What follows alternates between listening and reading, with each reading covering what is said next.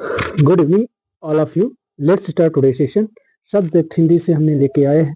Subject English topic है विराम चिन्ह पंक्चुएशन, जो इंग्लिश में करते हैं हम। कहाँ पर इसे कहाँ पर पूर्ण विराम या फुल स्टॉप लगाना हो, कामा विराम लगाना हो, अर्ध विराम लगाना हो, अर्ध विराम लगाना हो, इसको देखेंगे वाक्य में किस तरह से होता है। तो यदि आप चैनल पर नए हो तो चैनल को सब्सक्राइब कर लेंगे, बेल आइकन भी ऑन कर लेंगे ताकि नोटिफिकेशन आपको समय समय पर मिलती रहे। अब अपने परिवार प्रज्ञा कैंपस चैनल में बहुत स्वागत और अभिनंदन है, हार्दिक अभिनंदन है। तो स्टार्ट करते हैं। लेट्स सी टू विराम चिन्ह। तो विराम चिन्ह में पहला है पूर्ण विराम। पूर्ण विराम जिसे खड़ी पाई कहते हैं। तो पूर्ण विराम देख सकते हैं कैसा चिन्ह भी है, कोष्टक में ये दे रखा है पूर्ण विराम का।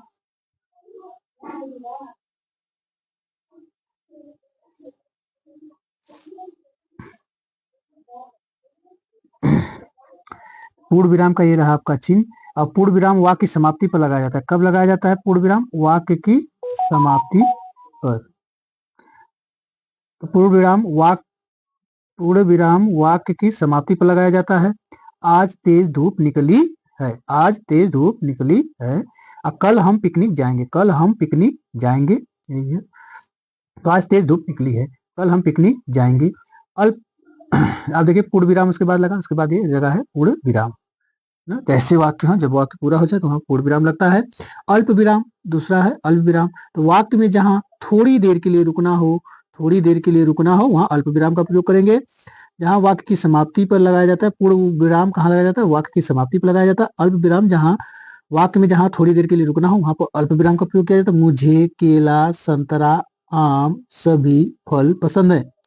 तो मुझे, फिर केला, संतरा, आम सभी फल पसंद है। इसमें थोड़ा सा रुकते हैं तो इसलिए यहाँ पर अल्प विराम लगा है। क्या लगा है? अल्प विराम। पूर्ण विराम देख लिए हमने और अल्प विराम देख लिए कहाँ बनता है, कहाँ लगता है। अब अर्ध विराम को देखेंगे। अर्ध विराम देख लीजिए, क्वेश्चन में इस तरह से बनता है, इस तरह से बनता है और कहाँ लगता है इसके बारे में पढ़ेंगे। जहां दो वाक्यों का संबंध हो, जहां दो वाक्यों का संबंध हो और उनके बीच अर्ध विराम चिन्ह लगाया जाता है। जब दो वाक्यों का संबंध रहेगा तब अर्ध विराम चिन्ह का प्रयोग करते हैं। अल्प विराम का जहां कहीं कुछ रुक रुक के करना हो तो वहां पर अल्प विराम का शब्द का प्रयोग होता है। वाक्य को पूरा हो जाने पर समाप्ति पर पूर्ण विराम लगाया जाता है। 3 विराम चिन्हों के बारे में हमने पढ़ लिए, तो उनको पहचानना भी सीखिए और लगाना कहाँ पे है। तो अर्ध विराम का प्रयोग कहाँ करते हैं? दो वाक्यों के संबंध के बीच में, वहां शब्दों के। जैसे मैंने उसे बहुत समझाया पर वह नहीं माना, पर वह नहीं माना। देखिए इसमें आपका अर्ध विराम चिन्ह लगा हुआ है। प्रश्नवाचक चिन्ह कैसे लगते हैं? प्रश्नवाचक चिन्ह से हम लोग भली भांति परिचित है क्योंकि हम इसे बार बार लगाते हैं, बोलते रहते हैं, इससे तो परिचित। लेकिन अर्ध विराम और अल्प विराम में देखेंगे तो इस तरह से है।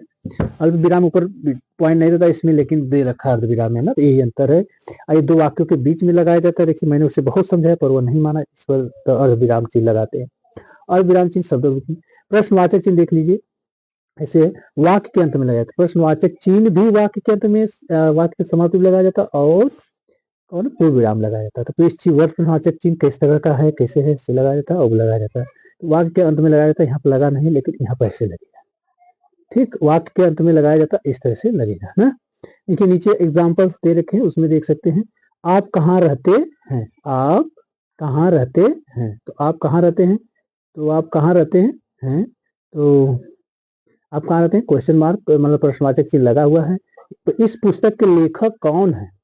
क्वेश्चन पूछा जा रहा है, किया जा रहा है। कहाँ रहते हैं? दिल्ली में। यहाँ उत्तर होगा। देखिए प्रश्नवाचक है, प्रश्नवाचक वाक्य, इसलिए प्रश्नवाचक चिन्ह भी लगेगा।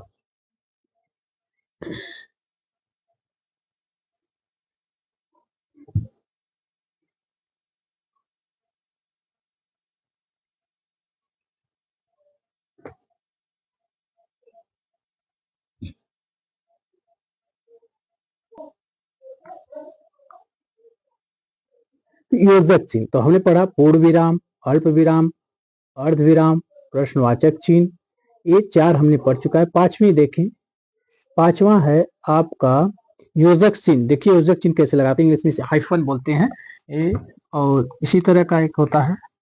तो ये योजक चिन्ह हो गया।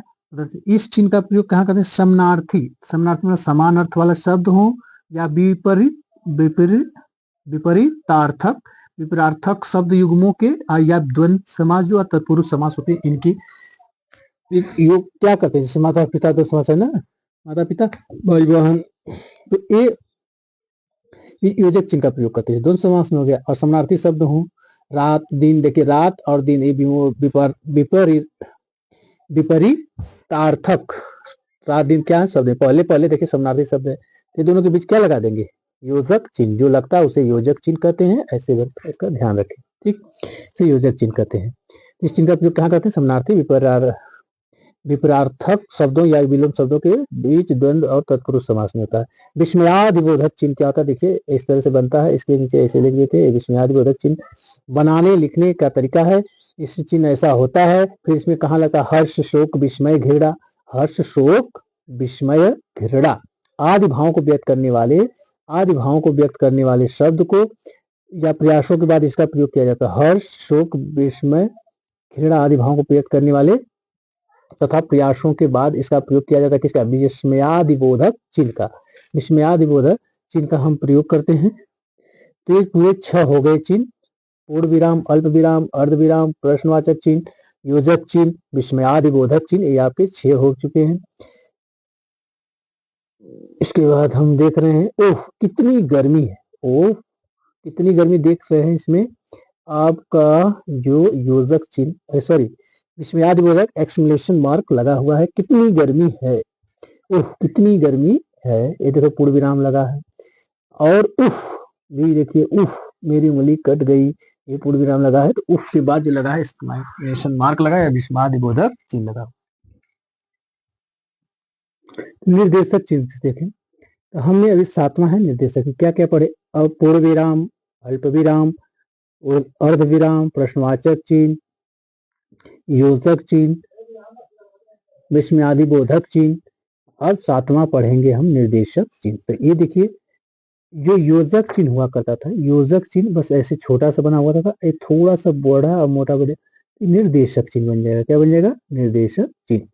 ये आपका रहा निर्देशक चिन्ह।